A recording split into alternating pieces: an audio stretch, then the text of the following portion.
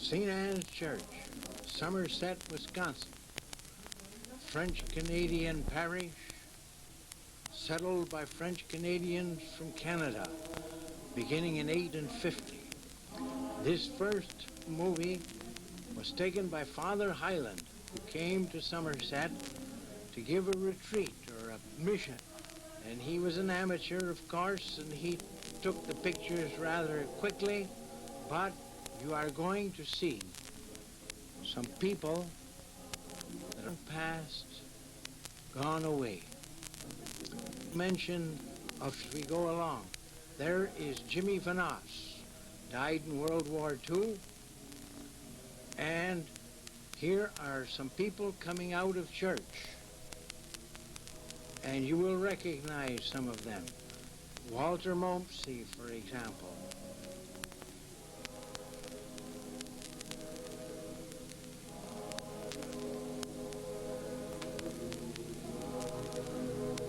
You will be able to stop the VCR and take these more slowly. There are some old-timers there.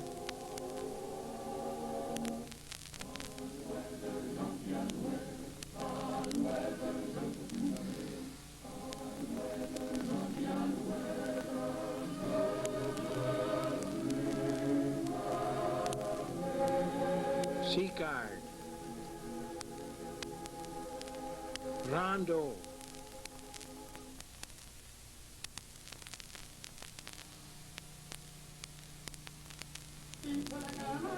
Many of these I do not know. Helmer Olson.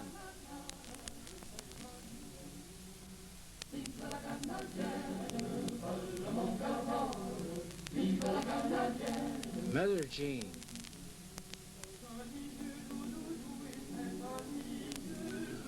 Sam Rivard.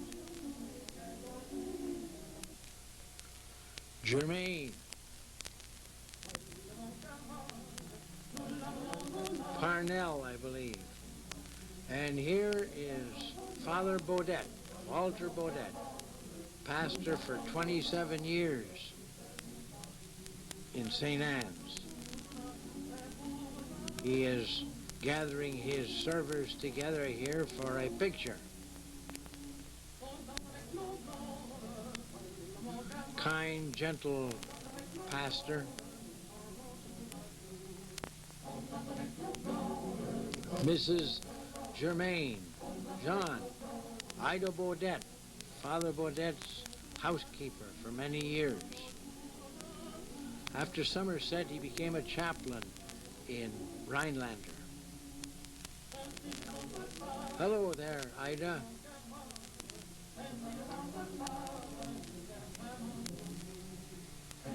And the old barn in the background, back of the rectory.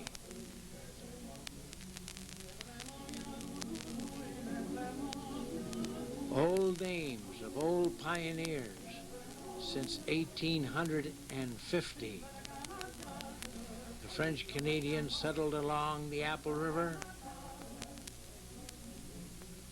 where it comes in junction with the St. Croix River. This next film was taken by a Mr. Higgins in 1940, showing children coming out of the schools in and around Somerset.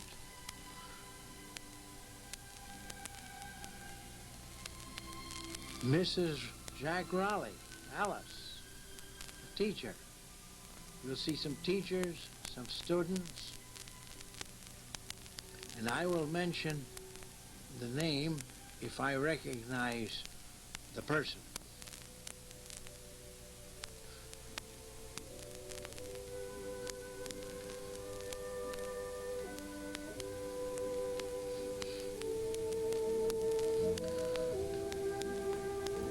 That was a Shay there, a teacher. Many of the children were very shy or embarrassed.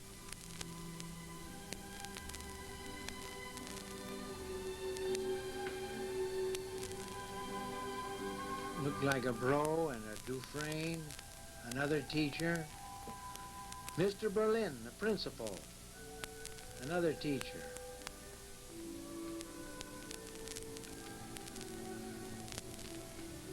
Look, Belil there.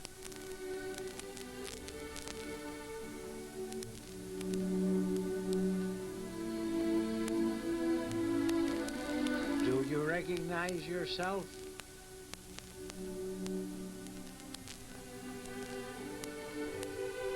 This is the Somerset Public School. He also took pictures of the surrounding schools, Sand Hill and out by the St. Croix River and south of town. And this looks like the back of St. Anne's School back in 1940. The gentleman there is directing the children to walk past the movie machine.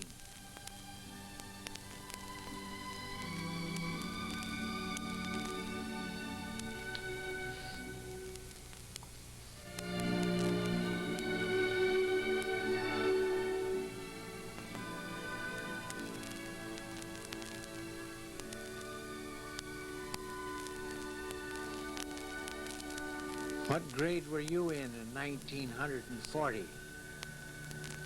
In the playground near St. Anne's School.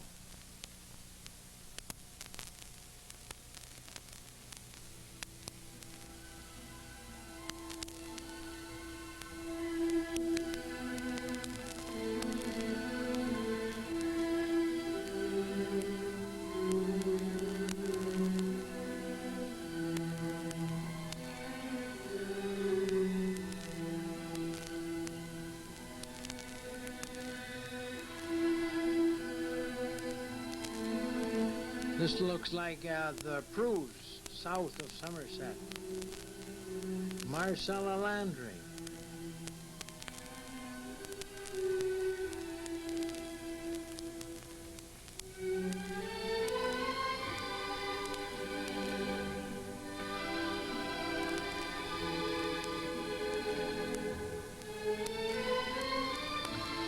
Herbie Degos and Vilbin.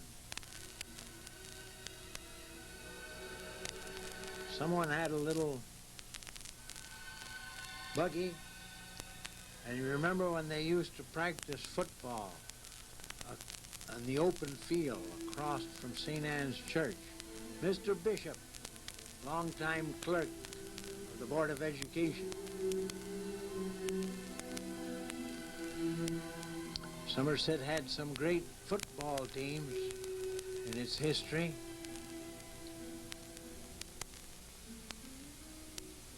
Lining up in the Notre Dame shift. Oral Klucher, Rondo.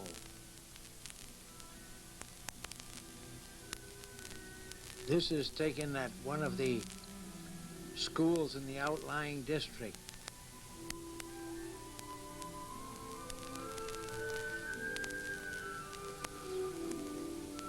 Many of these boys and girls here are now grandpas and grandmas. Leon Vanos.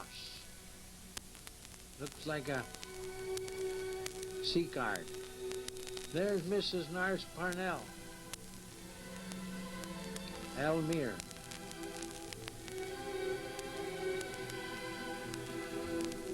C.J. Momsey. His wife Mary, remember? Bill Odette. Don Shea.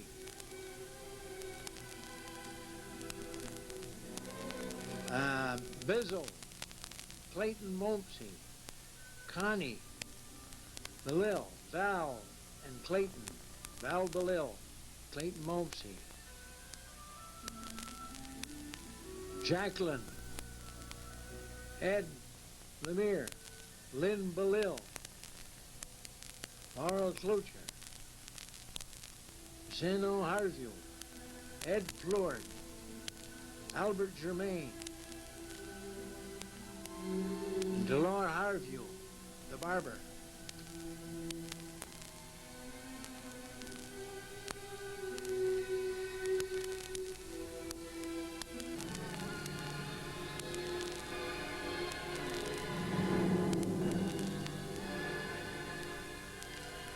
Beginning in 1947, I began to take pictures in and around Somerset.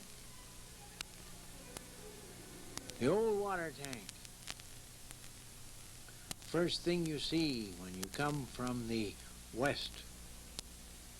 I climbed up on top of the water tower to take these pictures. Looks like fall. Somerset was founded by General Harriman in 1856 when he built a sawmill on the Apple River as it winds its way through and past the beautiful little village of Somerset. The main street, Plourd's Hardware, Fred Lagranger's store, Archie's, Ben's, Jacqueline's service station on the corner, back in 1947. St. Anne's Church, high on the hill, overlooking the village, like a fortress, protecting it from harm.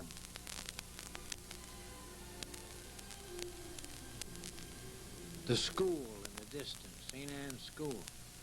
In the foreground, we see some homes and open fields there, which are now built up since the 1950s.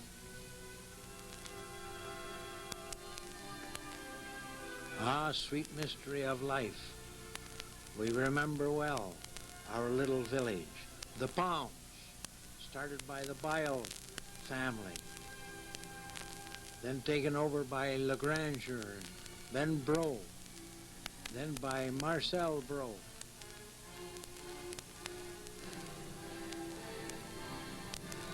Down the main street,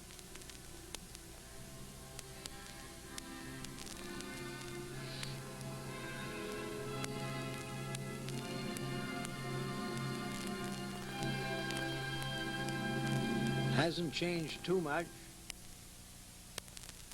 And across the bridge,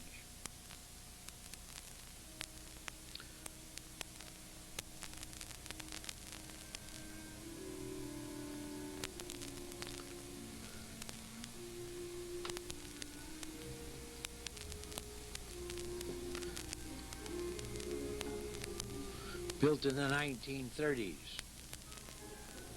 to replace an old iron bridge just south of it. On the beautiful Apple River, now filled with inner tubes every weekend. Thousands come to Somerset to inner tube down the river. Then later, the Palms was changed to the steakhouse.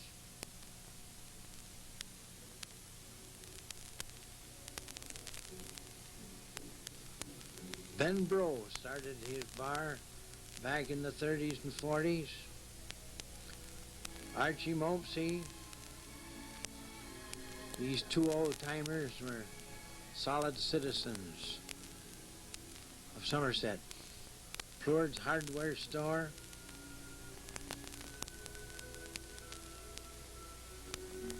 along the banks of the Apple.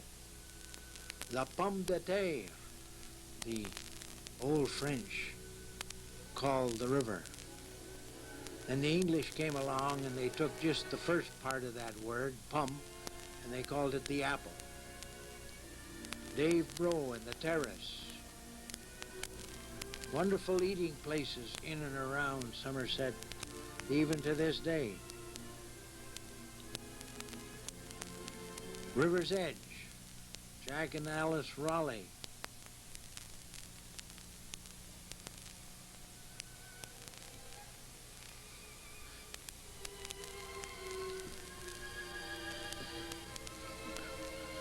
Since 1947, it has expanded a great deal. There's Jack and Alice in silhouette. Apple River in the background.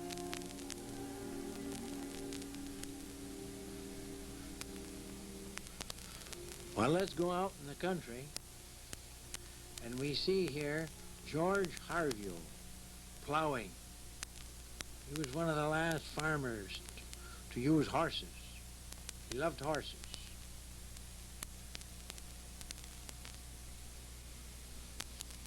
The old threshing machine. I took these pictures on the farm of Fred Martell, just on the edge of the village. All the farmers would get together and help each other. They would stack the oats or the wheat or the barley. The thrashing machine would pull up. In the old days, it was a steam engine. And everyone would pitch in.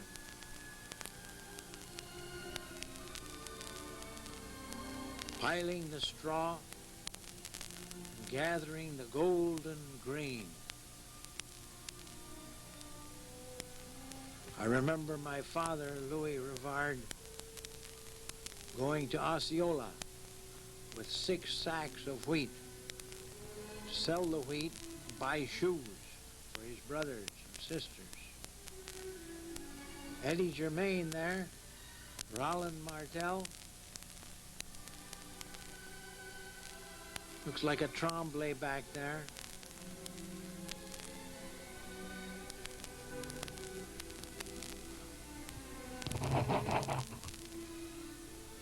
They're going to put the precious sacks of grain into the granary. And inside, Mrs. Martell and her neighbors have prepared a sumptuous meal. Chicken, beef, apple pie. I see Junior Rivard there on the side, Fred, Martell. Eddie Germain is there, Roland Martell. Fields of corn grow tall around Somerset. That was little Alec Parnell there walking along the cornfield. This is the machine of Herbie Deckhoff.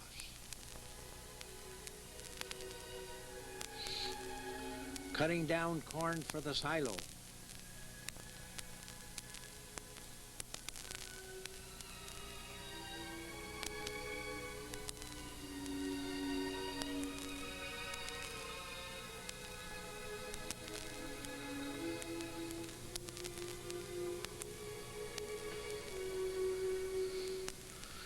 Now they're backing up the wagon. They're going to dump the ensilage into the machine that puts it into the silo. Vilbin there.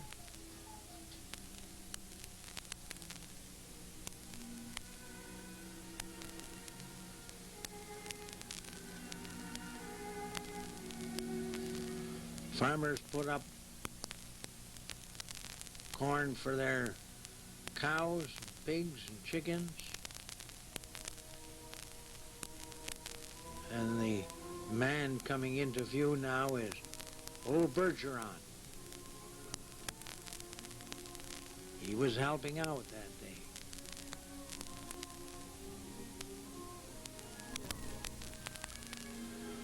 Well, the Somerset men like to go hunting. Ducks, geese, deer. Here's one of the avid hunters. I got a deer. The sisters are admiring the deer. Sister Regina, Sister Bernard. You had to stand for a long time in the woods, wait for the deer to come by. There were great days of comradeship. Here is Dale Parnell, sights the deer, shoots the deer, goes over and claims it.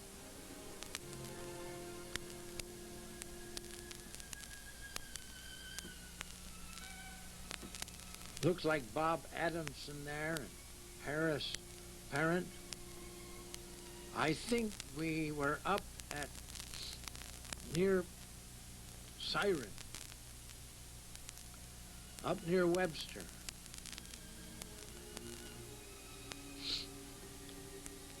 Milton Fanas's Jeep. In the wintertime, he plowed snow with that Jeep. Well, we take the deer to camp and string it up so the bears don't get him.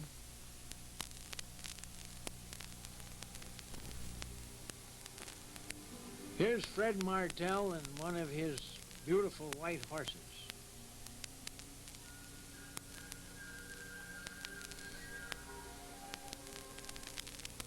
And the cutter. In the old days, people came to church in the cutter and in the sled, filled with straw and horse blankets to keep the children warm. This is a lovely section here of old Dr. Faneff. For over 50 years, he doctored in and around Somerset.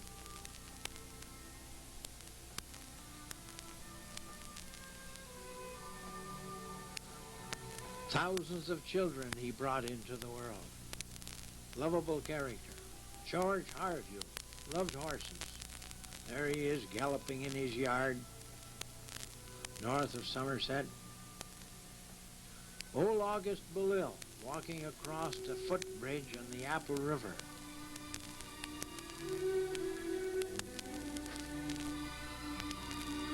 Two of the Philios Carafel children bringing the cows home.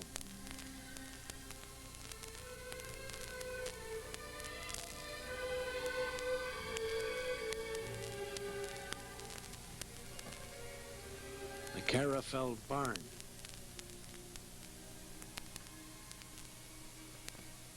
Children love sheep.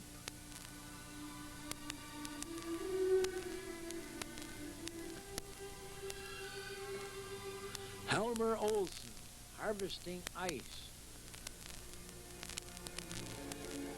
This machine with a saw cuts through the 18, 20-inch ice, forms blocks. He had an ice business, ice delivery business.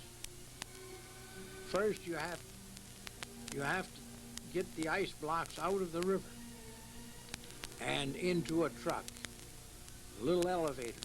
Here's Elmer, the blocks of ice going up into the truck, which he will truck to his big ice house. The ice houses in those days had a lot of sawdust so that the ice would keep on into the summer. Pushing the ice blocks over to the conveyor. Good, clear, clean ice. And then Helmer would go from house to house, putting ice into the ice boxes.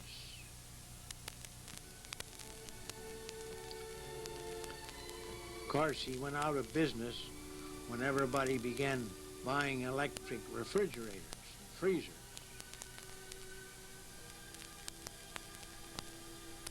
Into the old ice house down by the Apple River.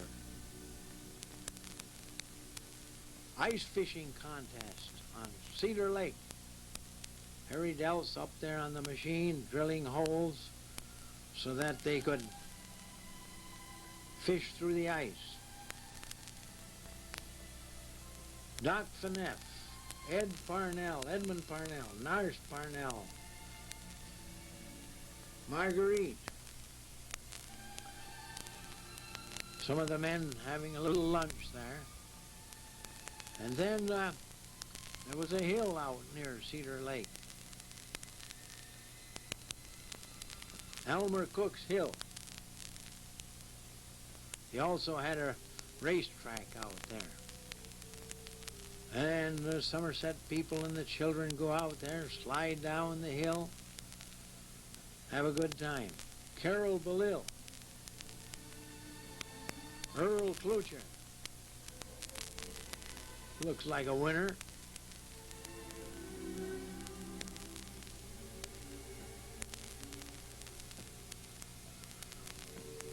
Rope brings them back up the hill. Carol again. And they could toboggan also, but not very far before they would fall over. Urban Germain and his children. Whoop. What fun.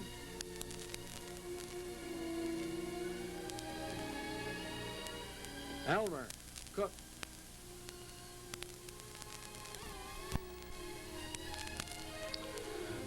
You remember the old dam on the Apple River, right in the middle of the town of Somerset?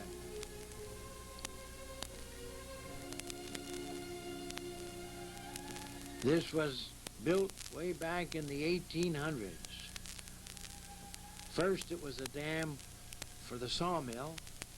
Then around 1900 it became a generating plant for electricity. Electricity for Somerset and New Richmond. And then Northern States Power bought it and finally discontinued and tore out the dam. You remember tubing on the river? Started way back in the 1940s. These particular pictures were taken when Life magazine came out and wanted a lot of people in the river. So we all went down and the Life photographers took pictures.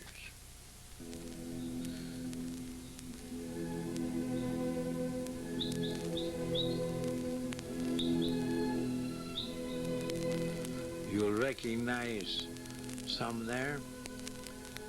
Somerset always had a good baseball team. And there they are playing a game down on the field called Galen Field in those days. Some of the citizens got together and made that baseball field. And you remember the big fire of Marcel's Steakhouse? There it is. I think it was in the 1960s.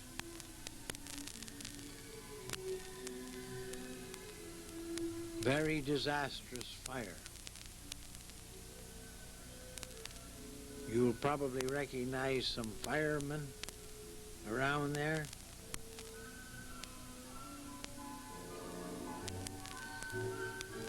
Took them several hours to put out the fire.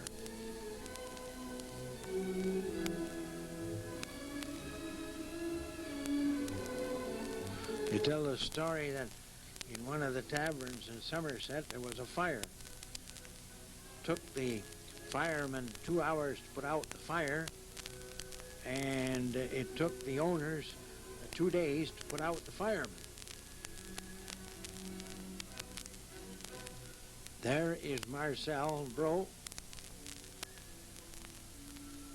watching his dream go up in flames.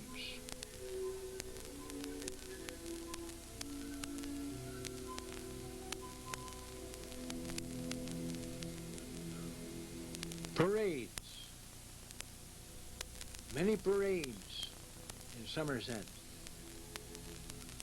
This is a football parade, homecoming. Recognize yourself in here, in the band, or on the floats.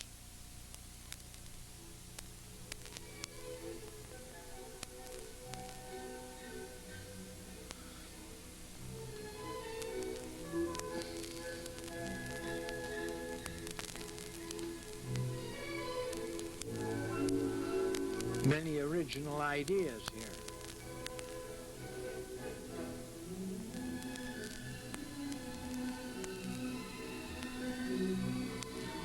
School dances, proms, homecomings were always great events of comradeship, fellowship, good times in high school.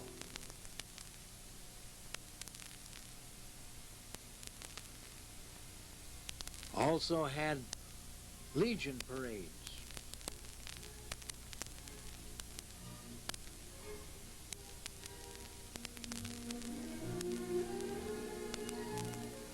And on the section of the Triple Centennial, you will see one of the biggest parades we ever had in Somerset in 1956. I believe this was a Legion parade.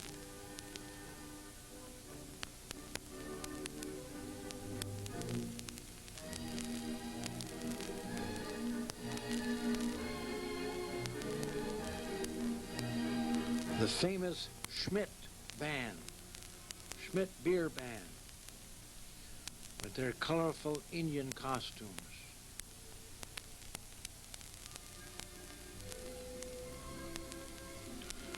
Clowns.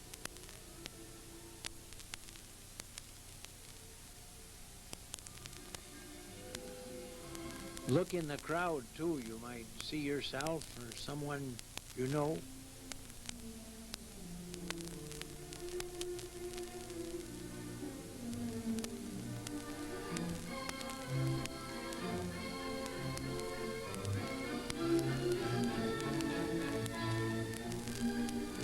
Parnell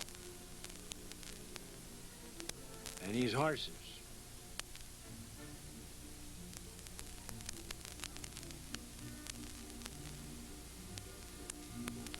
Somerset Fire Department, 1933. Queens. Children's Parade.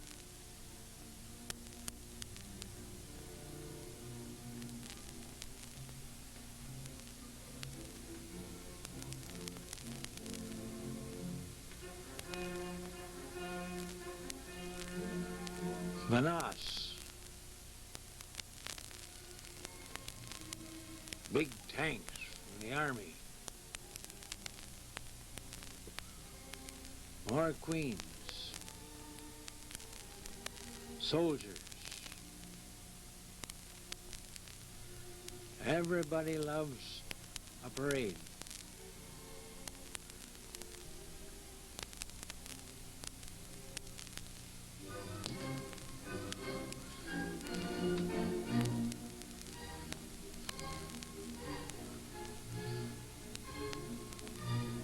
All the business places have a float.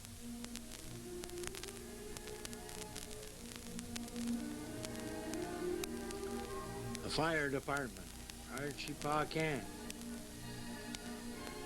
some of the firemen.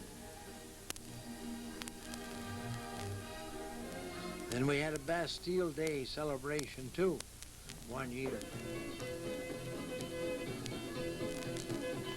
Square dancing up in St. Anne's School.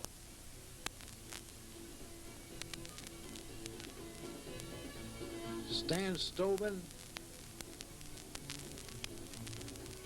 Brinkman, Eddie Rivard, Deltz,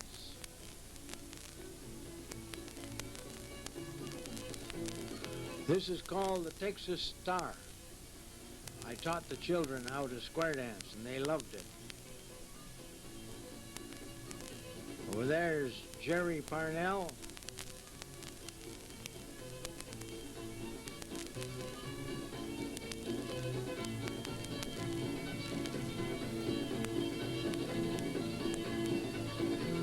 Some others I do not recall.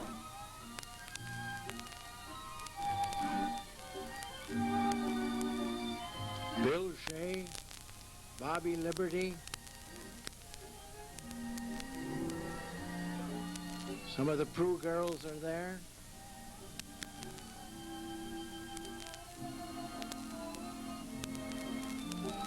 Marlene Olson,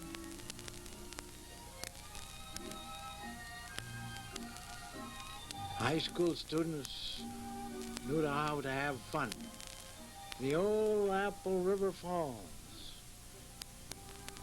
This beautiful scene will finish this section of our film of Somerset.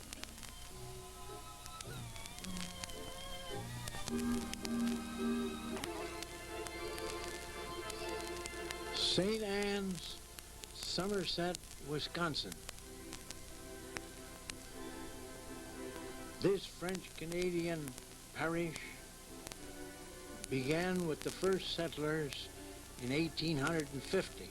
The Parent brothers, the Parnells, the Rivards, the Belills, the Martells, all of those pioneer families wanted a church. And they built a church in 1856. But before that, in the old Thomas Parnell farm home, priests from St. Paul came out to say Mass for the French-Canadian settlement. Then on that promontory there, overlooking the St. Croix, is where the first church was built, near the junction of the Apple River and the St. Croix River. In 1875, they decided to move the church to the town of Somerset, the little village. The first church had a tall steeple. Then in 1916, Father Caron built the third church, the present church. The architect was Masquerade, the same architect that built the St. Paul Cathedral and the Basilica in Minneapolis. Father Berube built this school building. The first school was in 1888. Then in 1908, they built this school, and there are some of the sisters teaching in the 1950s.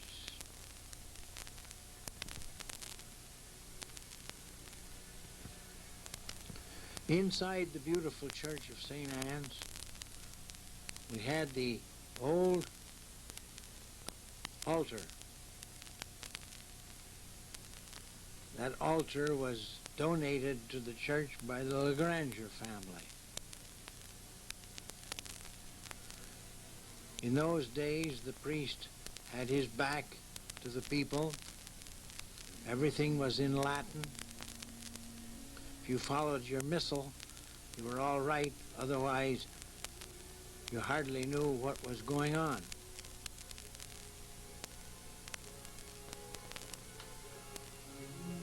Somerset always had a wonderful choir. My grandfather, Theophilonism Rivard, was choir master for many, many years. A.J. Vanas was a choir master for many years.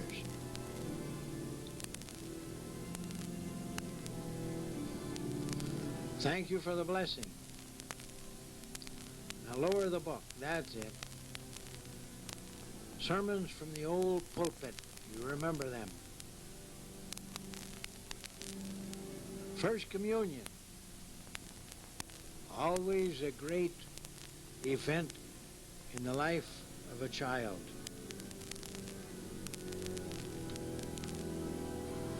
Little Vanas there.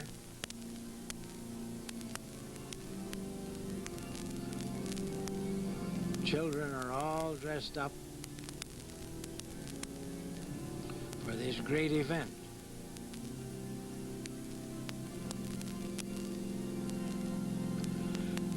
Mothers with their children coming out of church.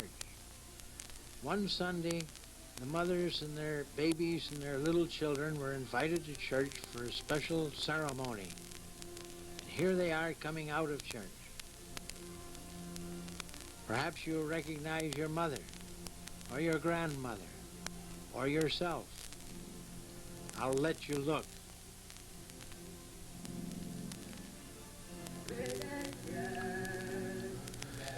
In the background are the voices of old A.J. Vanas and Ernest Belil singing an old French Canadian hymn.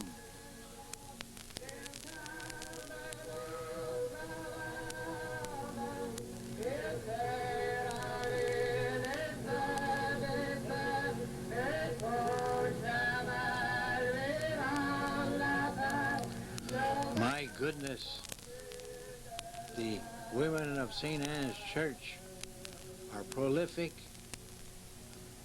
There were many families of 15, 16, and even 18 children.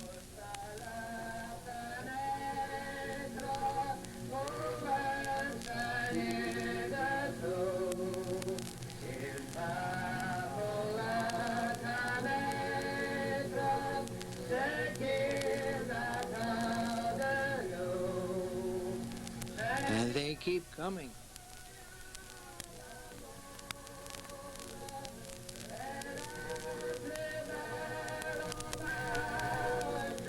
First Communion.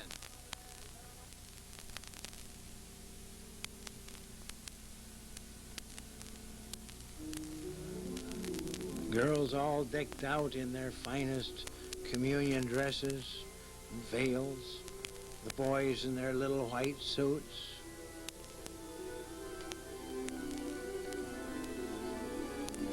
Then afterwards, they come out on the steps so that the parents can take pictures of the whole group.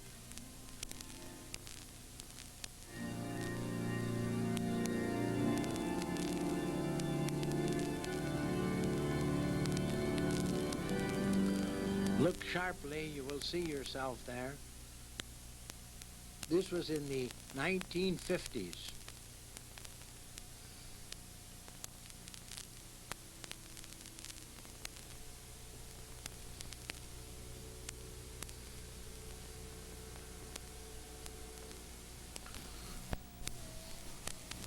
On Sundays before and after Mass, the men would sit on the railing discussing the affairs of every day, politics, how farming was going, price of beef and pork. Alongside of St. Anne's Church is the cemetery. French Canadians like to have their dead close by so they can visit the grave and say a little prayer. And often after Masses on Sunday, the faithful would go out and visit their dear ones who had passed away.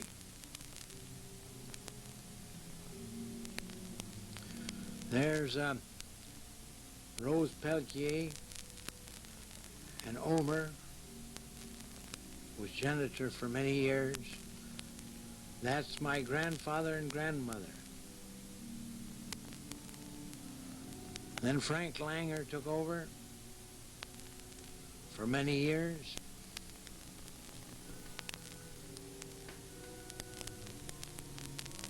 The convent was built in 1920. Before that, the sisters stayed on the third floor of the old school from 1890 until 1920. You will remember some of these sisters. They were your teachers.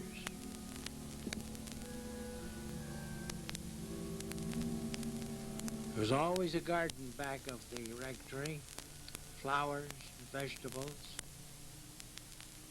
Anne Roseline was housekeeper for several years in the 1950s.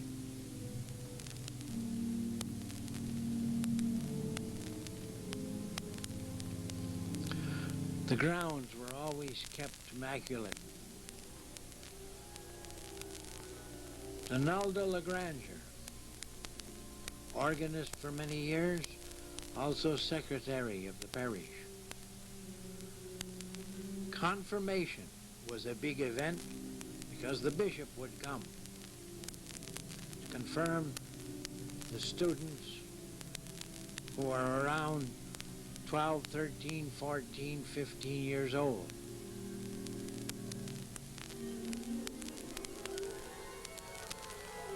Several priests would attend. Father O'Mahony there, Father Nigaman, Father Graney, Father Shaney, Father Cress, Father Fries from Farmington, and that is the Bishop Meyer, Albert Meyer, who became Cardinal of Chicago.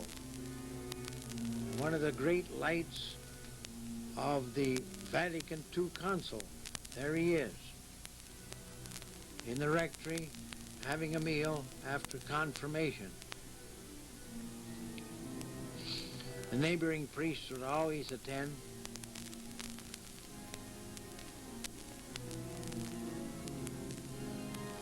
This is a play put on by the students of St. Anne's School.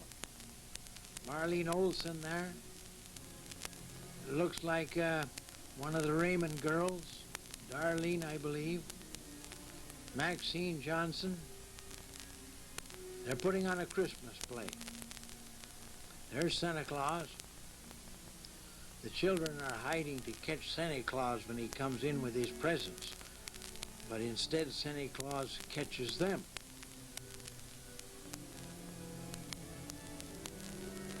This is the cast.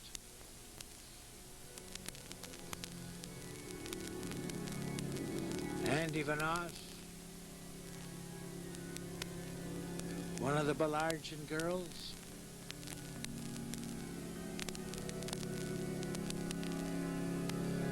This is another play put on by the school children. Jean Raleigh, and the boy I do not recognize, but it's the story of Hans and Gretel. They're out in the woods, go to sleep.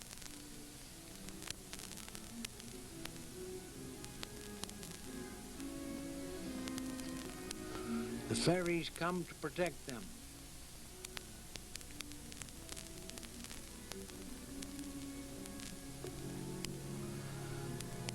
This play was put on in the basement of the church.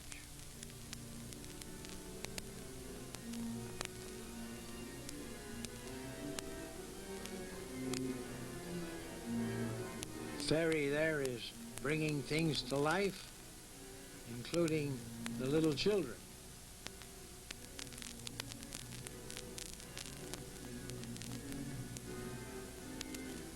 Oh my. But then serious things begin taking place. Here comes the witch.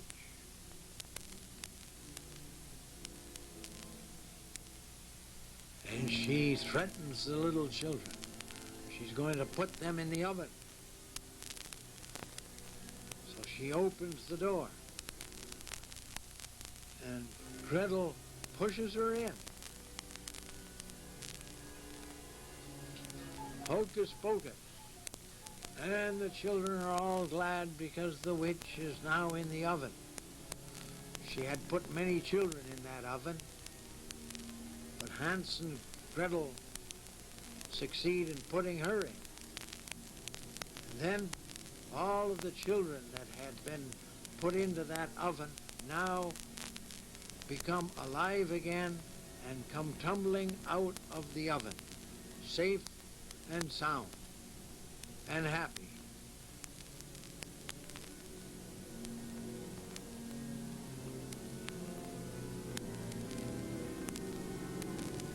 The main cast.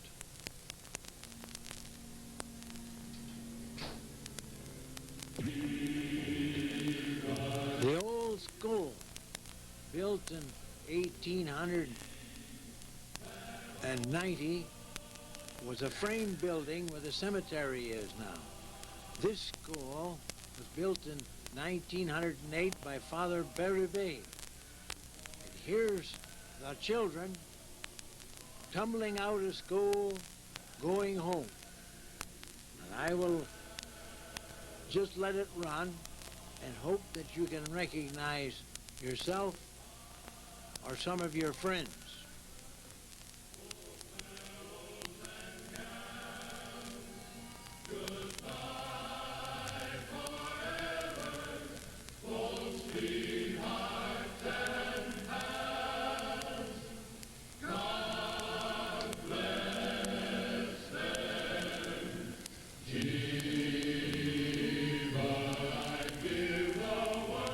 Here they are sliding down the hill alongside the school. You remember? It was always icy. Sometimes we'd pour water on it. The children would run, slide down on their feet. Or they would be on the swing in the back.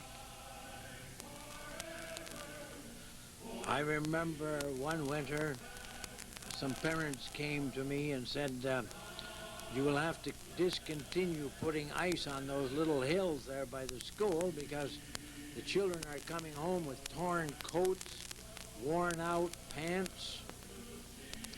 And they said it's costing us a lot of money to keep them in clothes.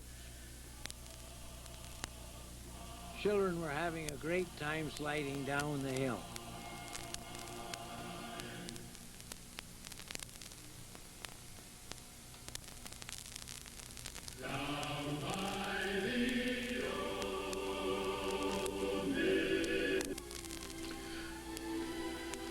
These girls left Somerset to join the Sisters of St. Joseph.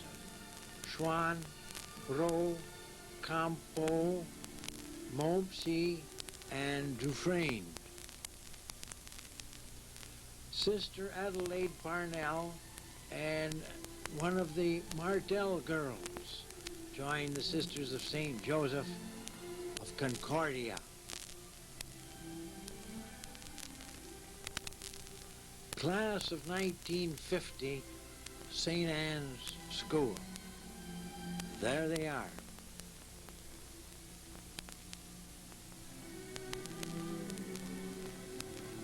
Rabouin, Schwann, Sicard, Lowell, Peterson,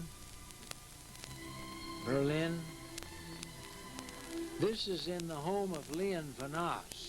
One evening for supper, C.J. and Mary, Elsie, Mrs. Leon Vanas, Celeste Montpsy, and they are showing off the little ones.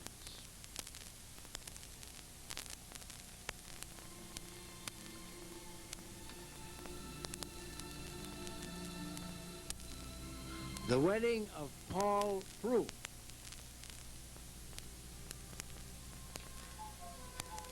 The 1950s. And here is a golden wedding.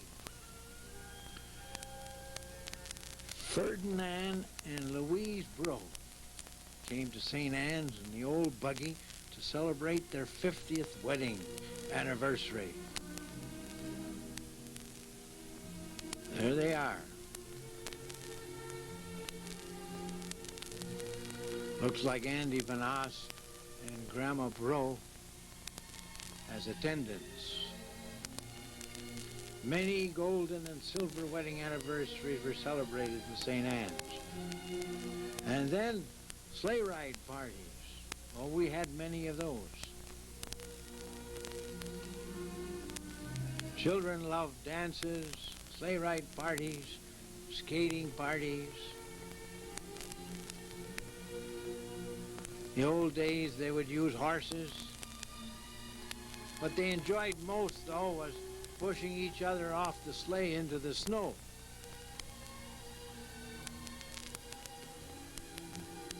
Maidens of the altar. They took care of the sacristy and the altar throughout the year.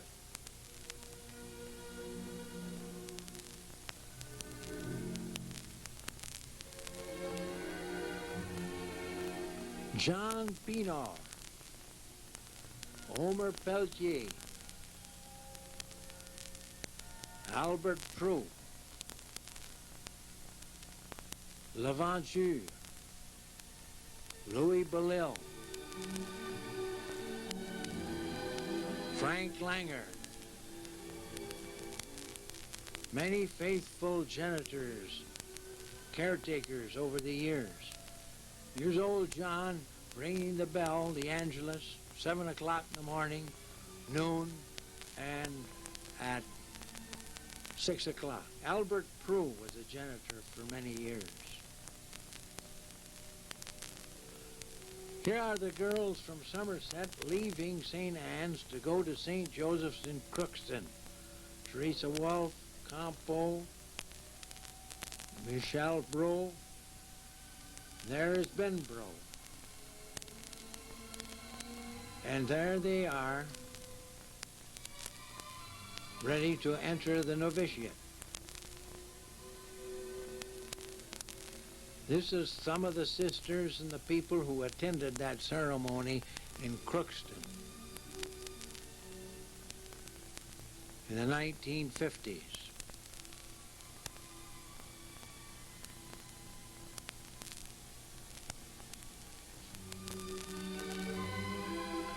Dufresne, Mary C.J., Rosemarie, C.J., Ben, Angela, Michelle, Campo family, Lloyd, and often the women would start working months ahead to make quilts and prepare for the big bazaars that we had at St. Anne's. Wonderful bazaars, make thousands of dollars, and everybody had a good time. We had games, we had things for the children, rides, auctions, selling all kinds of goods, even cattle and horses, cars. Here's Lowell Rivard sowing some soybeans on the land just across from the church.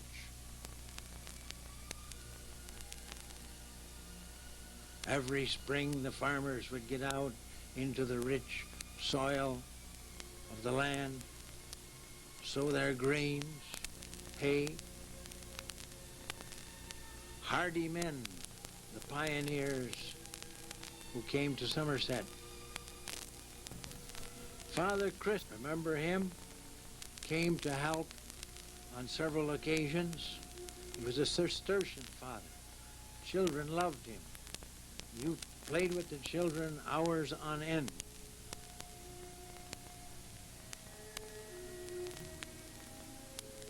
Beautiful winter scenes around St. Anne's.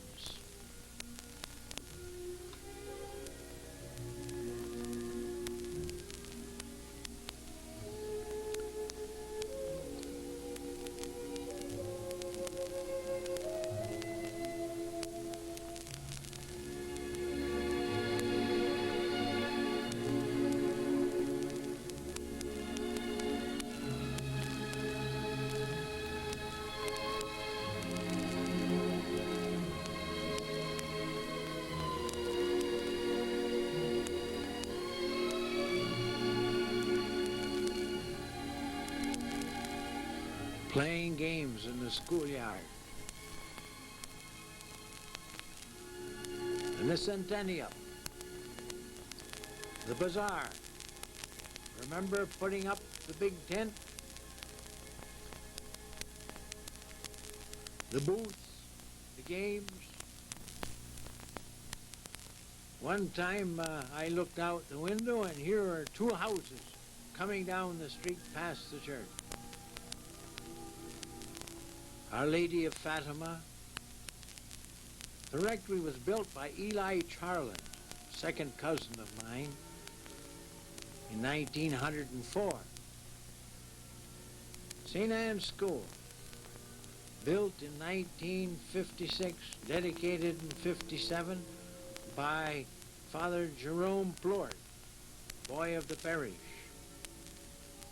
Here he is blessing the cornerstone for the parishioners.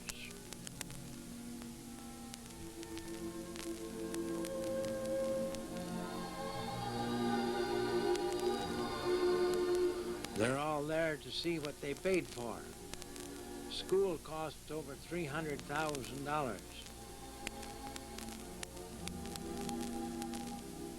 Bob Sutherland and Liberty.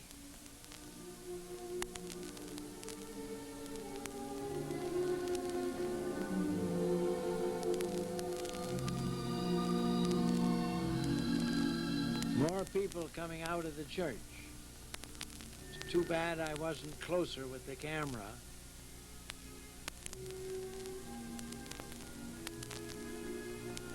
You might be able to recognize some of the people.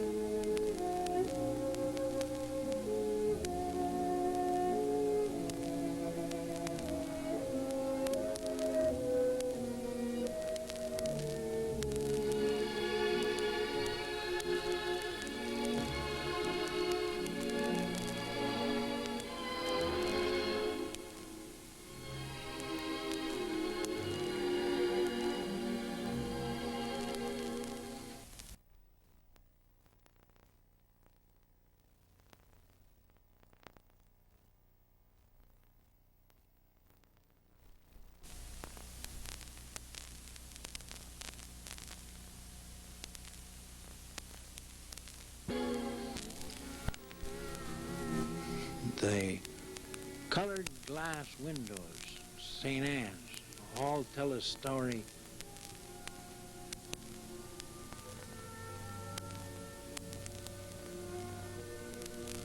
One time Eddie Flort took me up in a plane and I took pictures of St. Anne's.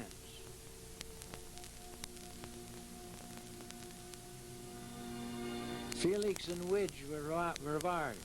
Felix was a housekeeper for several years.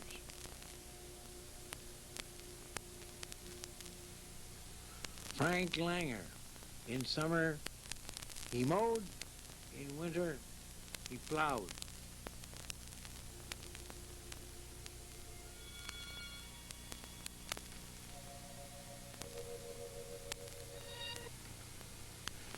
In 1958, I took a group of people, most of them from Somerset, on a trip through Europe. Here they are. You'll recognize some of them. Angela Bro.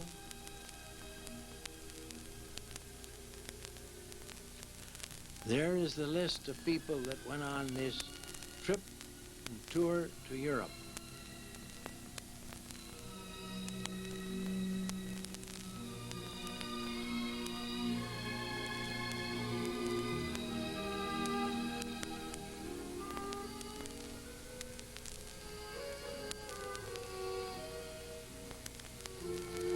We had a great time and saw many beautiful sights.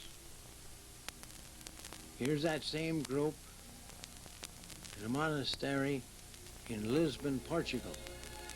And in Pompeii, amongst the ruins, there they pop up. It's a wonderful, cheerful crowd on that trip. On the Isle of Capri, Angela and Lottie Montbryan take a ride, stopping for lunch on the way to Rome. Here is Lottie and Amanda trying to ride a bicycle. She gave up. Willis playing in the ocean. Brother Raymond Dufresne, we met him in Rome. Walking a little doll at the World's Fair in Brussels, Belgium. Riding a jaunting car. Anna Shea, Pauline Decos, Lottie Montbryan, Bess Matamore.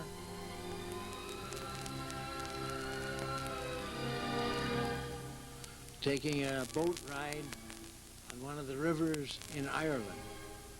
Coming home. Lottie Voyageur, Germain, Anna Dulon,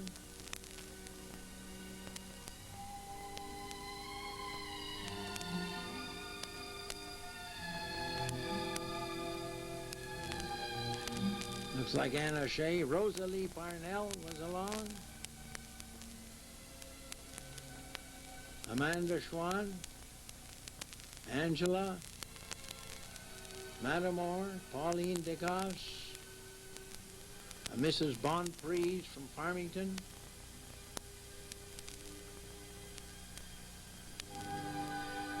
In 1963, we had a tour to Canada, Montreal, Quebec, St. Anne de Beaupré. This is the group that went to Canada in '63. Grandma Bro, Béranger, Mrs. Rivard, Ed and Emma Dufresne.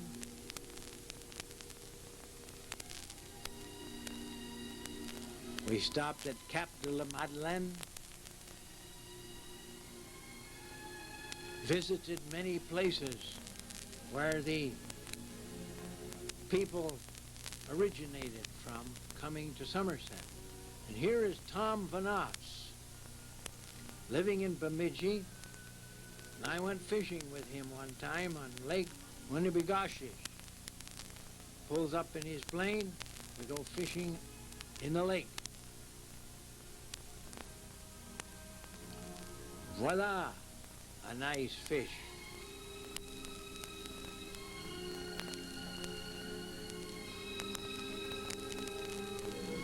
Looks like I'm proud. Well, when we couldn't get any fish in one place, Tom would hook up the fish house and drag it to another spot. Here's Tom with two nice fish. Tom is the son of A.J. Vanas. Father Dennis Parnell was along on that trip. There he is in the center.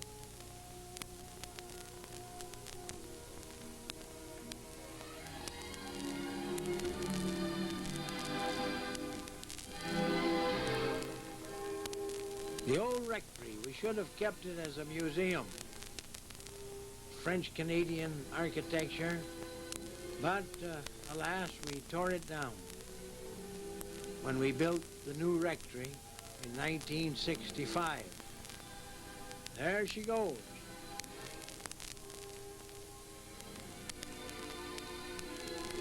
Frank Langer, Dick Garrity, and a whole group worked tearing down the old rectory. There's the new rectory.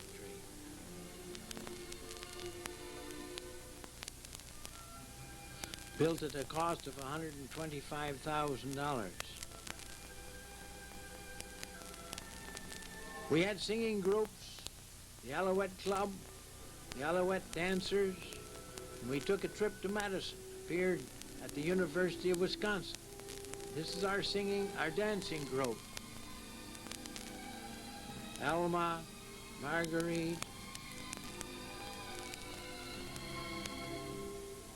Mrs. Rivard, Cara Fells, Rochelle Plourde, Urban Germain, Leo, Lowell Rivard, Bob Metterjean, Wilfred Parnell. The falls of the Apple River and the beautiful yard of St. Anne's Church, Somerset, Wisconsin.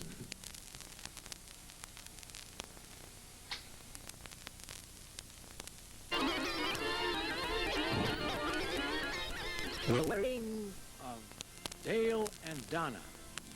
And here comes Donna with her father, the party, her mother, family, friends. They enter the church and line up in front of the altar.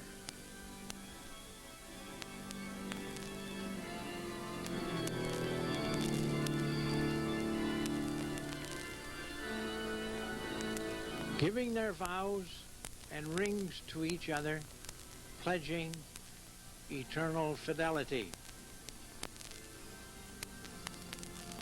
And Father John blesses the young couple, wishing them many, many years of happily married life.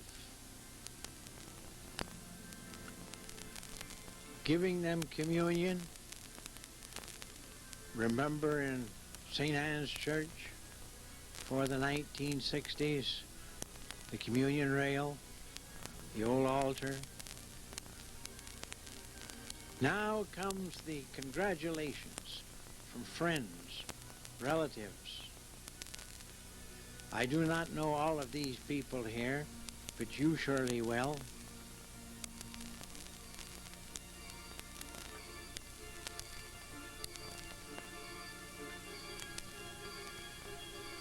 Parishioners. There is Bob, I believe. Bob Parnell, Uncle Bob. Here's Uncle Allie. And I believe that's Ray. Or Andy. No, it must be Ray. The rice is thrown as a meaning of fertility. Well, the local constable, Harry Deltz, comes along, and here's looking at their legal wedding certificate, see that everything is okay. And here is the family. You know them all, raising a toast to the welfare, the health, and the happiness of Donna and Dale.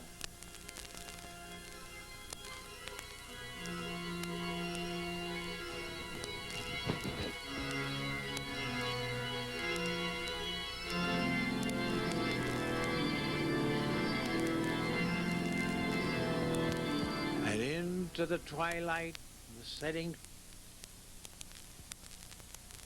In June 1956, we celebrated a triple centennial in Somerset, Wisconsin. Triple centennial was that of the town of Somerset, the village of Somerset, and the parish of St. Anne were all celebrating 100 years of existence. The town was prepared. We had planned for a long time this centennial of these three separate parties that composed the territory of Somerset. Buildings were decorated, parades were arranged, a pageant was prepared, and we had 3 big days in June of 1956. Here are some of the people who took part. Bernard Peterson, Donald Landry, and there is a compo. I will mention as many names as I can in the short time that we have to read out names. The fire department was in the forefront. The officers of the village and the officers of the township and the people of St. Anne's Church all got together to celebrate this centennial. You will recognize many people here. They all wore costumes. The men wore beards. Johnny Lesky, Isaiah Roy. Here's Johnny Lesky putting this man in the kangaroo court because he refused to grow a beard. There was a great deal of fun involved in this triple centennial. Walter Liberty there, Earl Klucher, Wendell Belil, Glenn Belil. Thank you, Walter, putting more people in the kangaroo cart. They came from everywhere to the centennial, triple centennial in 1956, dressed in all kinds of costumes like this Indian girl.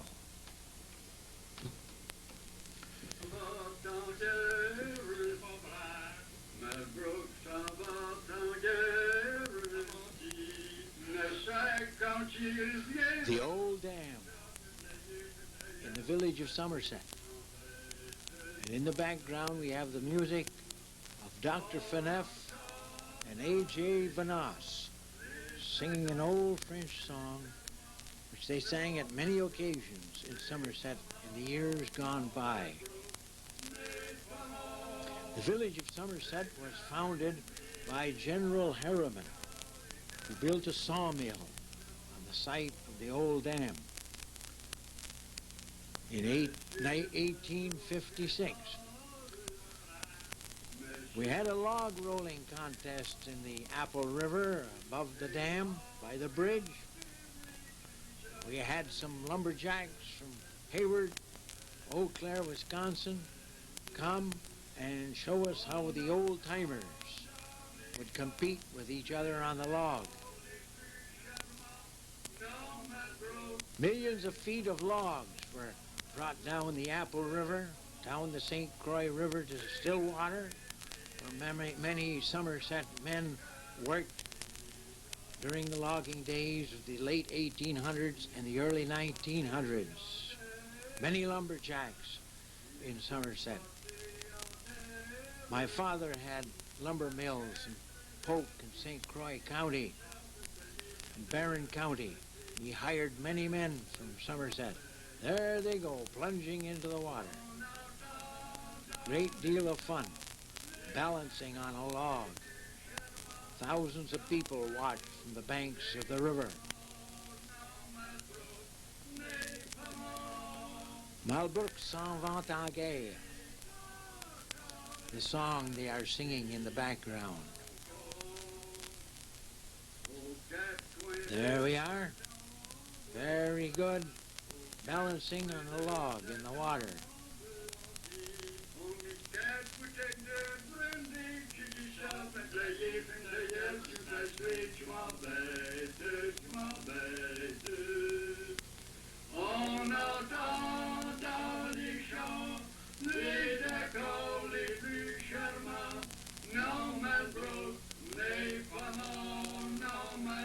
The parade was a big affair. And you will see many of the people of Somerset here. First, the kiddie parade. Children of Somerset in the morning of June 1956. Do you recognize yourself, your parents?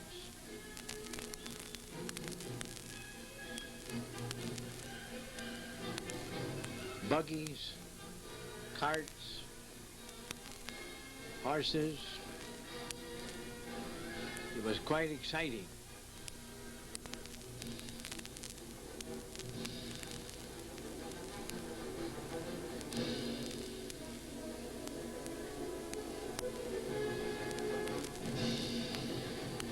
Mo.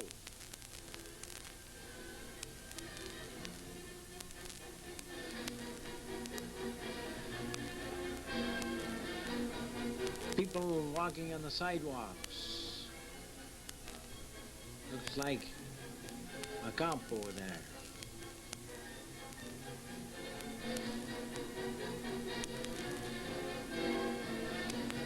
Everyone having a jolly time.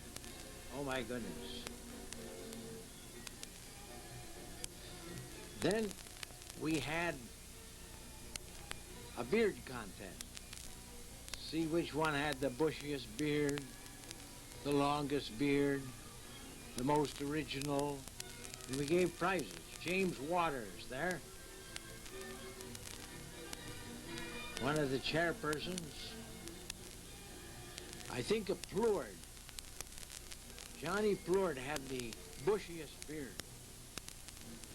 I don't recall the other prizes given.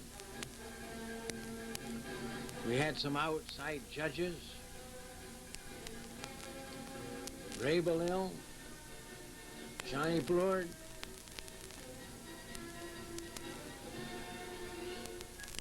Isaiah Roy,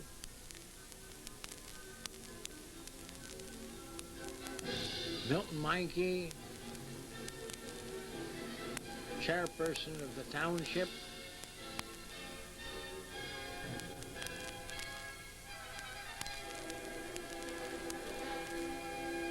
Louis Beauvais, and the ladies all dressed up in long peasant gowns, walking the streets, visiting. Many people long gone from Somerset came back for this big triple centennial. It was a grand reunion. There is a photographer arranging the men in ranks to take a picture. Some of this film was taken by John Runk of Stillwater, famous photographer for many years. And some of this footage I took. Allie Parnell. We had a big carnival too. Rides of all kinds, merry-go-round, Ferris wheel, things that whirl around. Children love excitement of these rides. Altabel and her children.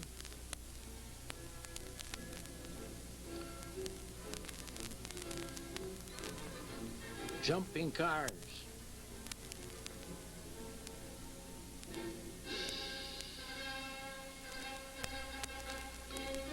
And always a Ferris wheel. Go up high and look over the whole village.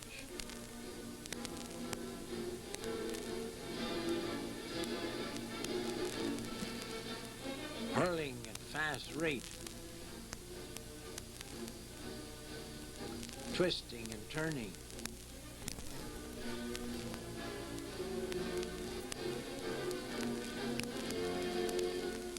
All kinds of booths, food, games. You can win a prize here.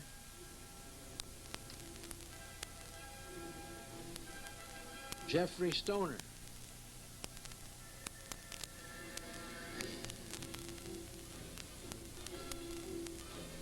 There's Jeff again.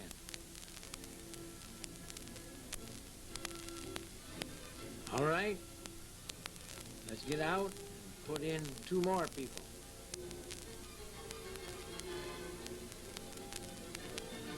Standing around the church grounds, we had a special solemn mass.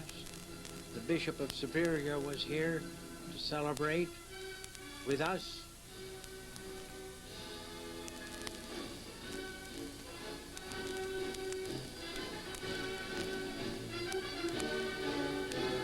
St. Anne's Parish built its first church in 1856 on the banks of the St. Croix River, near the Fred Parnell farm.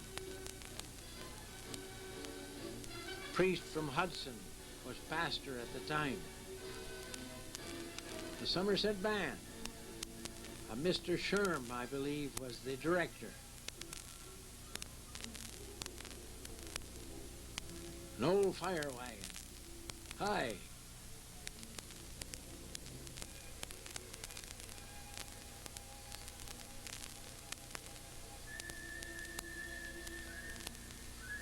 Our modern equipment. Soldiers, bands from St. Paul, from different cities in and around near Somerset.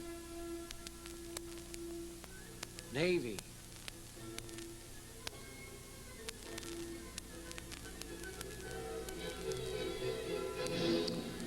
Clowns, ponies.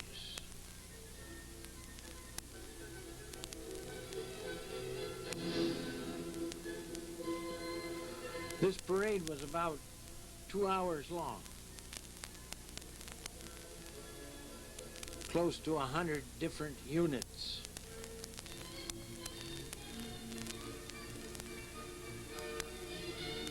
Celebrating the township, the village, and the parish of St. Anne.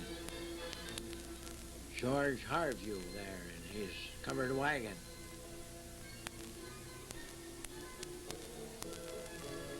Depicting different phases of life over the 100 years of existence. Father Dennis Parnell in his Indian outfit was there.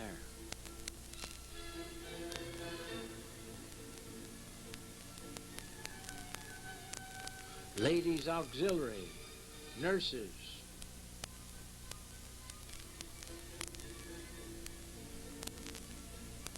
Each of the floats told an historical event during the 100 years of existence. After the parade, one of the bands played for the people. Some of the floats returning after the parade.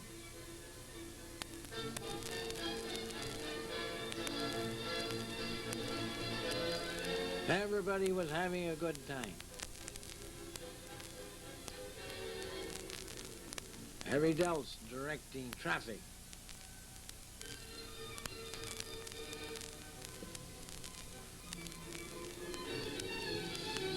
More people on the streets.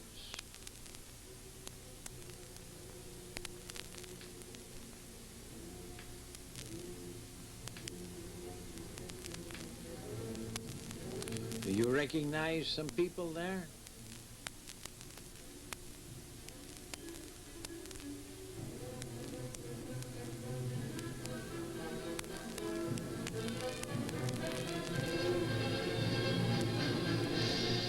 Traffic was backed up during the parade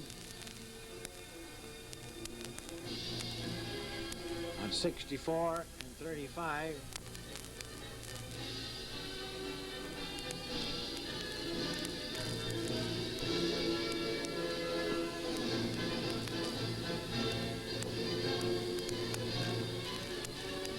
John Runk, I think, took most of these pictures. We had booths of all kinds selling food and souvenirs.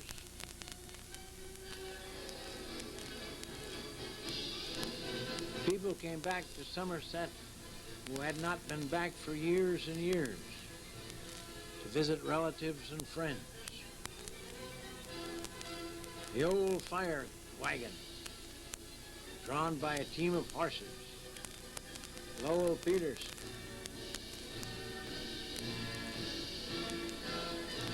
Harviews, Campo, the old locomotive of World War I.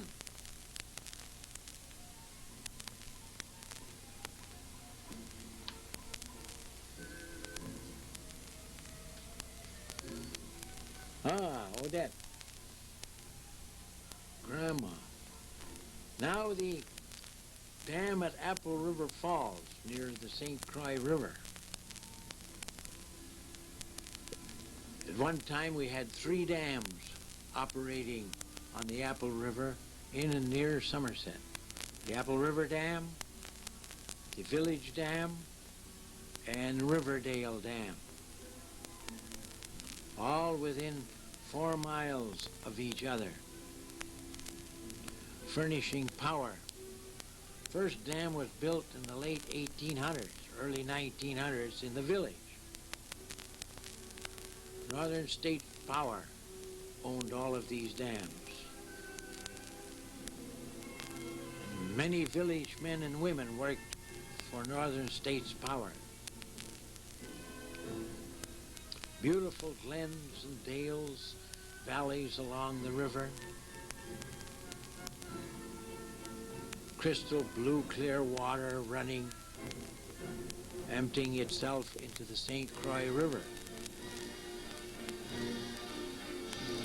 Workers at the Apple River Falls Dam.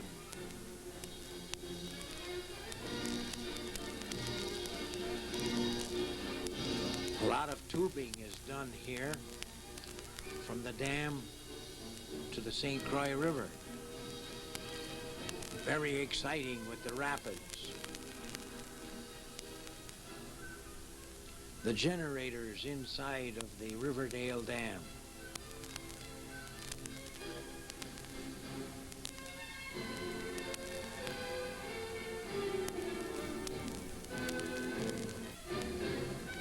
water on its way to the sea. Riverdale Dam.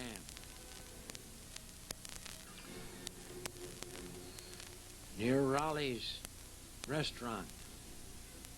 They regulate the water there still in order to have enough water for intertubing down the Apple River. The lake above the dam has many cottages and homes.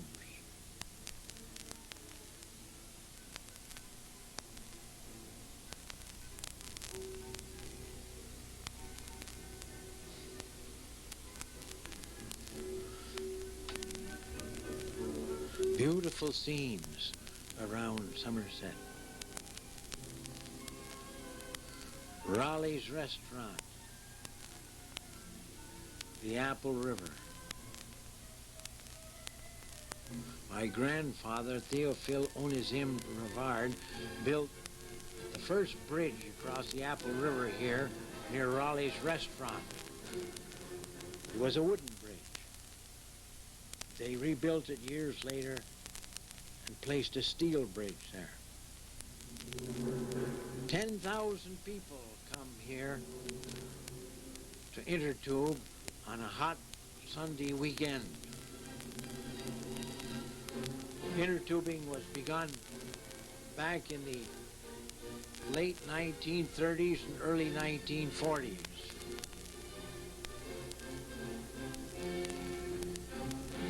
The dam in the village.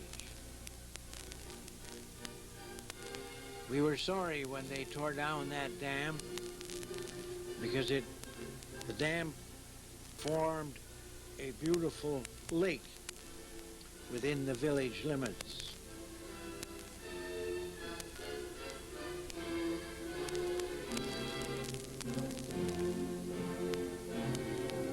Many billions of cubic feet of water poured over that dam during the century it existed.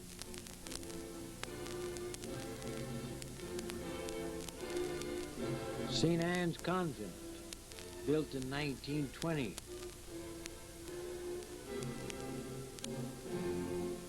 The school, built in 1908.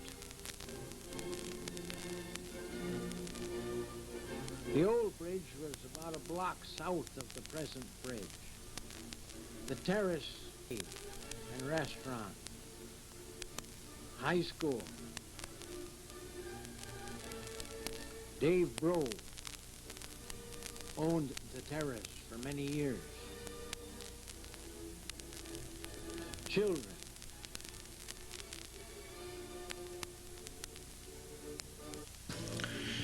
In 1960, I had the privilege of visiting Bourg-en-Bresse in France, mother house of the Sisters of St. Joseph of Crookston, Minnesota. Bourg-en-Bresse is in southeastern France near Lyon and Switzerland. And here I am in this beautiful little city and the convent of the sisters, the International Mother House. And the sisters come out to greet me, call me inside. Mother Raphael, Mother Jean Constance, and Mother Margaret Mary. And this is the convent where all of the Sisters of St. Joseph made their novitiate, wherever they were in the world. And many young ladies from Somerset went to Bourg-en-Bresse to make their novitiate starting in 1910. There is Mother Raphael. She was provincial mother at Crookston for many years. You sisters who were there will remember these tree-lined walks, statues of our Blessed Mother. Here are the three from the States and some of the sisters there at Bourg. Mother Raphael, Jean Constance on the left, Margaret Mary. Many will remember Mother Raphael. kind, gentle mother she was. This statue to St. Joseph, the patron saint of the Sisters of St. Joseph. 27 young ladies left Somerset to go to the convent. Most of them persevered. There are many fruit trees there, gardens of vegetables of all kinds. They sustain themselves within the convent walls. Beautiful little ponds with ducks and swans.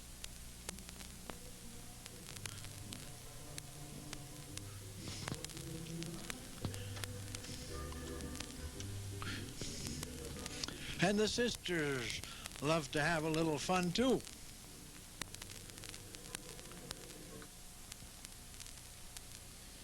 In 1963, in the month of July, I took a group from Somerset and the Twin Cities on a trip to the province of Quebec, from whence most of the French Canadians in and around Somerset originated. We left Somerset in a bus, and we are on our way.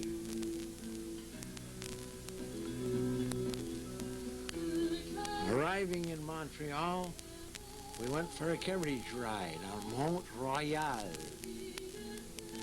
Bill Shea, Anna Shea, Ruth Parent. I'll mention some names as quickly as I can. This is the oratory of Brother Andre, oratory of St. Joseph, regarded as a saint today, performed many miracles there in Montreal. This is Quebec, the city of Quebec, the Chateau Frontenac, famous hotel on the shores of the St. Lawrence River, with its broad terrace and boardwalk.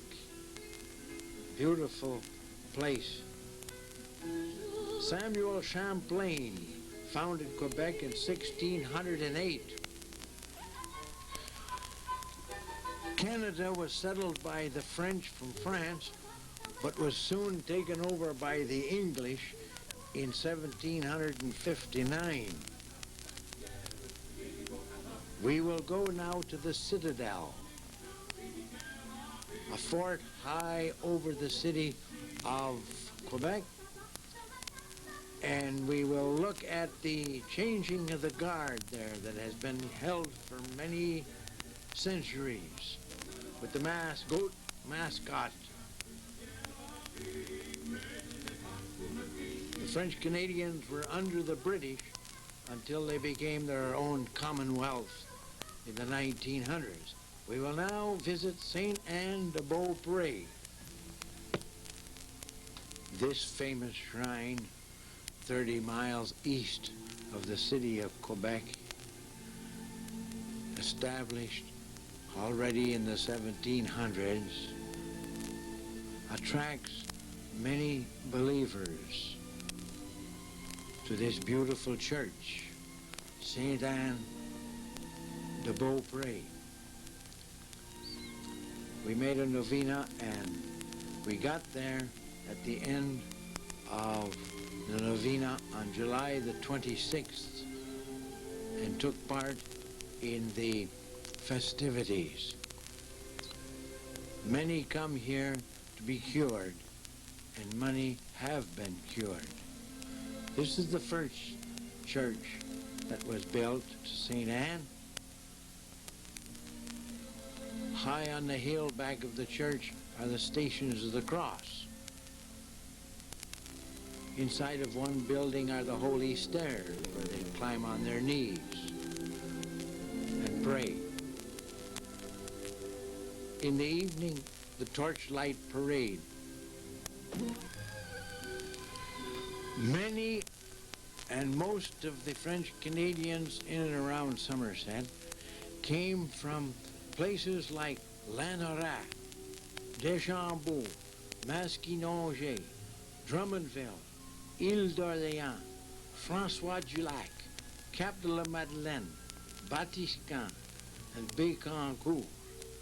My ancestor, Nicolas Rivard, came from Toulouse, France, to Canada as a colonist in 1648.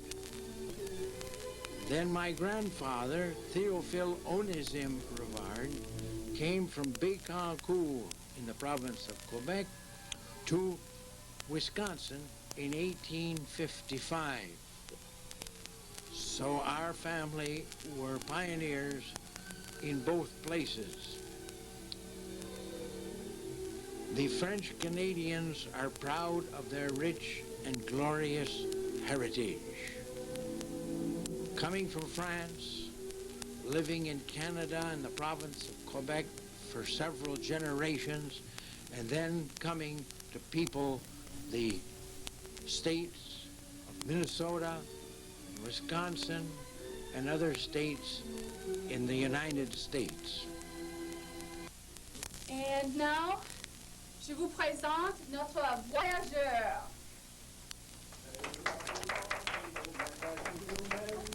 C'est la vie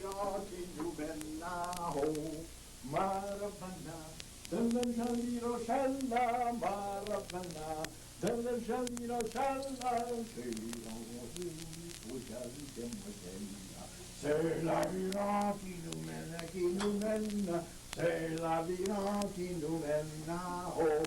Bien bonjour mes chers amis, voici un vrai voyageur de 200 ans.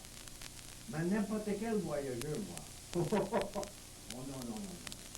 Voyez-vous, parmi tous les voyageurs, je suis le plus brave, le plus durable, le plus fort, et regardez-moi bien, le plus beau.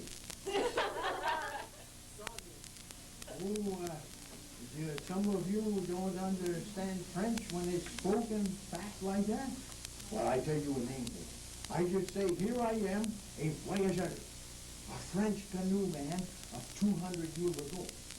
But not just any ordinary voyageur me. Oh no. You see, among all the voyageurs, I am the bravest, the toughest, the strongest, and if you look real close, the most handsome. Well now, this morning I'm going to tell you the exciting story of the beginning of our state of Minnesota.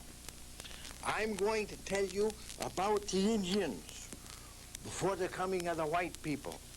I'm going to tell you about the French explorers, the first ones to come here. I'm going to tell you about the French voyageurs and the fur traders. Came here to trade with the Indians long before any settlers came here, long before any farmers. The voyageur, the fur trader, was here. Now I'm going to tell you too about the voyageur. That strong, durable fellow could carry tremendous weights, and at the same time, he was jolly, liked to sing, and liked to tell stories. Unique character in history. Nobody like him before his time, nobody like him since.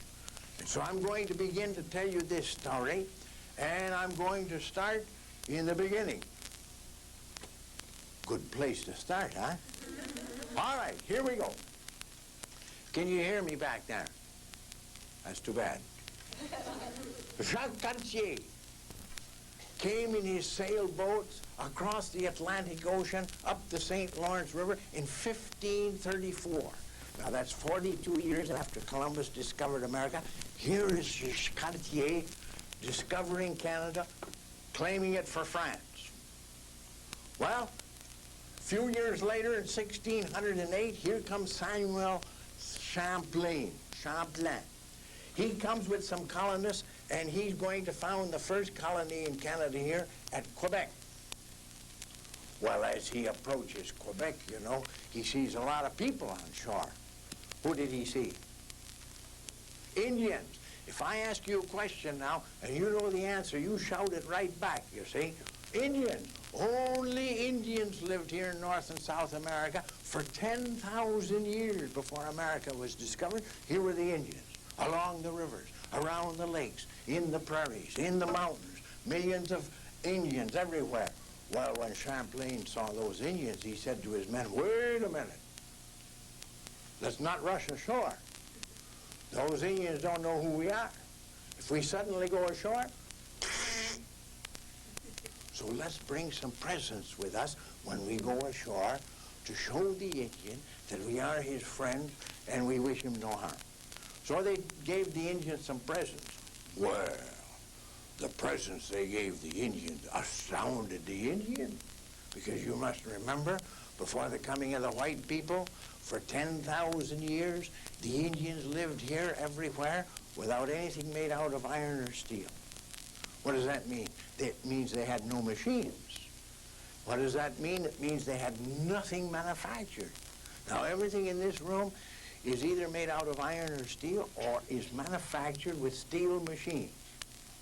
And I'm going to show you later how the Indians lived for thousands of years without anything made out of iron or steel, without any machines, using only their hands and the elements and the substances in nature around them. Okay, so the Indians turned around, they said, well, let's give some, because you know the gifts that the French gave the Indians were guns, knives, axes, traps, cloth, pots and pans, all kinds of manufactured articles that the Indians could use every day in their work. And the Indian was very pleased to receive these gifts because it's going to make his work and his life much easier. Well, the Indian turns around and he says, let's give some presents back to the French because they're afraid of the French. On board those big sailboats were boom, boom, cannons. They said the Frenchman comes ashore with thunder in each hand. They were afraid of guns. So they gave some presents to the French. Now it's the Frenchman's turn to be astounded. Who can tell me some of the things that the Indians gave the white people from Europe that came here that they had never seen before? What are some of the things that the Indians had given the white people? Name me something, quick. Listen to this. Corn, tobacco, pumpkins, squash, potatoes, tomatoes, onions, beans, blueberries, cranberries, wild rice, maple syrup, maple sugar. 150 new things to eat. You'd be surprised. Most of the things you eat at the table every day came from the Indians. What's this? The Indians gave the white people the canoe. Besides the canoe, which we still use today, a wonderful invention, the Indians gave the white people the snowshoe. The toboggan comes from the Indians. The hammock comes from the Indians. You'd be surprised at all the things that the Indian gave the white people, that the white people today think they invented it. They were the first ones to use it. It was the Indians who first used those things. Now, amongst the gifts that the Indians gave the French were some beautiful furs from animals that they had never heard of before. Well, the Frenchmen got an idea. Well, the French are smart anyhow, eh? French got an idea. He said, wait a minute. Back in Europe, they're running out of furs. For thousands of years, they've been killing animals in Europe for fur coats and fur hats. They're running out. Well, look at here, the Frenchman said. Here's the Indian, one of the best trappers, and they could see in the woods and along the rivers millions of animals of all kinds running everywhere, swimming in the rivers. They said, wait a minute, we send to France for shiploads of manufactured goods, things made out of iron and steel, give those to the Indian. The Indian will say to the Indian, now in return, you give us some of these beautiful furs. The Frenchman said, we're going to ship those furs back to France, and we're going to make big money. We're going to have an industry that'll make France the richest and the most powerful nation in the world. And that was the beginning of the fur trade, you see? All right, now let's talk very briefly. I have to go very fast. Let's talk very briefly about the explorers. Wherever the French explorer went, of course, he imitated Columbus and the rest of the explorers. They all wanted to find a river that went from the Atlantic into the Pacific. Where did they want to go after they got into the Pacific? Quick. China and India. What do they want to go there for? Spices. What else? Chinese silk. The Europeans went wild about Chinese silk. They wanted it and were willing to pay high prices. Exotic spices that they needed for their food. And they thought, too, that India and China was filled with gold and silver and precious stones of diamonds, sapphires, emeralds, rubies. And so all of them wanted to get to India and China the worst way. The first explorer that found a short way, because they discovered going all the way across Europe and Asia was too long, way down around Africa through the Indian Ocean, too far and too dangerous. There must be a shorter way. So Columbus was the first one, but he never got there. He only got as far as some islands here in the Caribbean. So the French said, well, you know, we are the best explorers in the world. We're going to find a river that goes from the Atlantic into the Pacific, and then we're going to be the first to get to India and China. So all the explorers of those centuries thought that they were going to be the greatest explorer of all time, greater even than Columbus, because he never got to India and China. They thought Canada was only a couple 100 miles wide. Then they'd be in the Pacific. Then a few more 100 miles, and we'll be in China. Well, they just took them 100 years to discover that Canada is 3,600 miles wide. The ocean, Pacific Ocean, is 10,000 miles wide. Took them many, many years to discover that. All right, so Champlain is the first explorer. He discovers these three lakes right here. No ocean in sight. He has to go back. Then comes Brulé in 1622. He discovers Lake Superior, big lake, but no ocean. He has to go back. Then comes Jean Nicolet, discovers Lake Michigan, no ocean. He has to go back. Then two Frenchmen came and set foot on the state of Minnesota. The first white people to come to Minnesota in 1658. 1658. Anybody know their names? Radisson and Groseilliers. Radisson et Groseilliers. Say that. Ah, you pronounce French very well. Right. And they discovered Minnesota. Then came Marquette and Joliet, discovered the Mississippi River. Then came Duluth and Hennepin. What did Hennepin discover?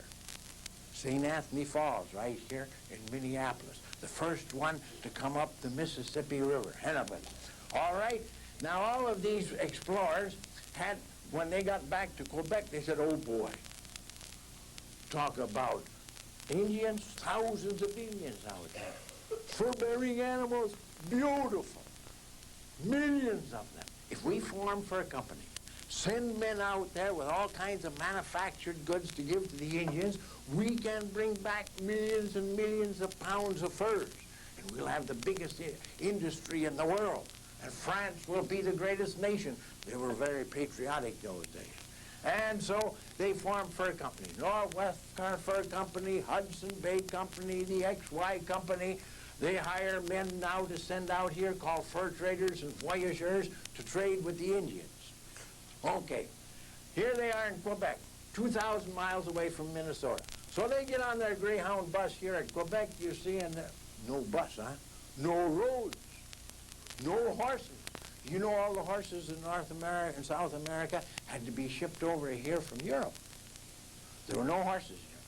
The Indians got their first horses from the Spanish in the 1500s in Mexico. So in the beginning there were no horses, no wagons, no roads. How did they go 2,000 miles from Quebec to Minnesota? Quick. Canoe. Canoe. Now, I told you the Indians had nothing in iron or steel. What does that mean? He had only the elements in nature around him to use. Now, to show you how smart, intelligent, and ingenious the Indians were, let me explain how they made this wonderful canoe. Because it's such a wonderful invention, we're still using it today. All right. The Indian goes out in the woods. He wants to make a boat. He travels by rivers and lakes. He wants to make a boat. He calls this boat a canoe. He goes out in the woods and he looks for the lightest wood that he can find so that he can make the inside of his canoe and so that it's real light. What does he want it real light for? So it'll float. What's another reason why he wants a nice light canoe? Aha! We got some smart Indians here. Right. So he can carry it. They travel hundreds of miles. Well, suppose an Indian wants to visit his grandpa, who lives 200 miles away on another river. Well, he paddles up the river and suddenly he comes to the end of the river. Now he's got to pick up the canoe and carry it to the next river or lake, which might be miles away. Well, if he makes the inside of his canoe out of, say, some heavy wood like oak, he isn't going to carry his canoe very far. It's going to weigh too heavy. So he discovered that cedar, an evergreen tree, is the lightest wood in the forest. So he makes the inside out of cedar. Now his canoe is only going to weigh 60 or 70 pounds. Easy to carry. Then he takes the bark of a tree to put on the outside. What kind of bark? Birch. The Indian discovered that when you cut the bark off of a birch tree, it's full of sap. And when it's full of sap and wet, it's pliable. You can bend it and shape it without cracking it or breaking it, which is important. So he shapes this around the canoe. And when that dries, that's tough. Water can't go through there, and it'll stay in this shape. Now the Indian has a problem. How's he going to put his canoe together? Remember, he has no nails, no bolts or screws, no steel wire, no rope of any kind, because rope is made with a machine. He has no machines. What does he use? The root of the spruce tree. He pulls that same tree we use for a Christmas tree. He discovers that that root is long and slim like a rope, and is pliable like a rope when it's full of sap, and is some of the toughest fiber in the forest. So he lashes his canoe together with the root of the spruce tree. Now you got another problem. Where the seams of the birch bark come together here, it's an open. He's got to put something on there. He can't put tar on there because tar comes from oil, and oil was just discovered a little over 100 years ago in Pennsylvania. What does he put on there? Pine pitch. He boils it, makes it soft and runny, puts that on there, and when it dries, the canoe is absolutely watertight, ready for the river. Well, the voyageur, as you know, means traveler. He was a professional. He's a young fellow from along the St. Lawrence River, Frenchman. His grandparents, great-grandparents, just came from France. My first ancestor came to France in 1648, and all the Rivards have come down from that ancestor. Well, he has learned from the Indians how to be a woodsman. Next to the Indian, the voyageur was the best woodsman in the world. He knew how to survive on very little. He knew how to find his way even in unknown territory. He knew how to make canoes and repair them. He knew everything almost like the Indian. Now, he's going to make a canoe to come out here to Minnesota. Well, he's not going to make a canoe like the Indians, about 12, 15 feet long, because it's going to take him all summer to come out here. He's going to have to stay out here for a year or two. He can't come back the same year. It's too far. So if he brings just a few hundred pounds of trade goods, he's going to bring back only a few hundred pounds of furs. He might just as well stay home. So you know what he did? He made a big canoe called the Montreal canoe, or canoe Jubaid. And that canoe was 40 feet long as from this wall to that wall back there. Takes 12 sturdy, husky, robust, strong, durable voyageurs to paddle that big canoe, because you know what he's going to do? He's going to put between 6,000 and 8,000 pounds of trade goods in that canoe. And he's going to bring back 8,000 pounds, 4 tons of furs. And so he makes this big canoe, and he's going to start for the west. Soon as the ice is out of the rivers in the spring and April, he's going to load his canoes and come west. How many of you have been in a canoe? All right. Now, when you're in a canoe, you don't fool around. If you do, you're in the water. Well, now, when you're loading a canoe, it's even more difficult. Let me explain. Suppose the voyageurs are loading up the canoe. Now, everything they put in the canoe are called packs, because they're all wrapped up, all tied up. In French, they call them pièces, pieces. A pack. Well, now, suppose he has a pack of axes, knives, and traps. Weighs 150 pounds. So he takes that 150-pound pack and puts on this side of the canoe. The next pack is cloth and blankets, weighs only 50 pounds. He puts on this side of the canoe. He's going to be in trouble. That canoe is going to tip over. So here's what they did. In the warehouses along the river where they loaded up the canoes to come west, they had scales. And when the pack reached exactly 90 pounds, wrap it up, tie it up. Now it's ready for the canoe. Well, if everything was sound, that's easy to load a canoe. I put 250 packs on this side of the canoe. I put 250 packs on this side of the canoe, and I know my canoe will always be level and will not tip over.